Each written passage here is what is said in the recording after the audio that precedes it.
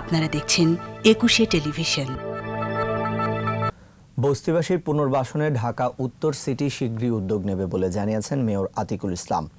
রোববার রাজধানীর গুলশানে একটি পার্কে প্রান্তিক জনগোষ্ঠীর জীবনমান উন্নয়ন প্রকল্পের চেক হস্তান্তর অনুষ্ঠানে এই কথা বলেন তিনি। রাজধানীমুখী জনস্রোত বন্ধ করা গেলে এই সমস্যার স্থায়ী সমাধান হবে বলেও মন্তব্য করেন তিনি। আতিকুল ইসলাম আরও বলেন, গ্রামে কর্মসংস্থানের সুযোগ থাকা সত্ত্বেও প্রতিদিন অনেক মানুষ রাজধানীতে প্রবেশ করছে, যাদের অনেকেরই ঠিকানা হচ্ছে ফুটপাত, ফলে বাড়ছে বস্তিবাসীর সংখ্যা।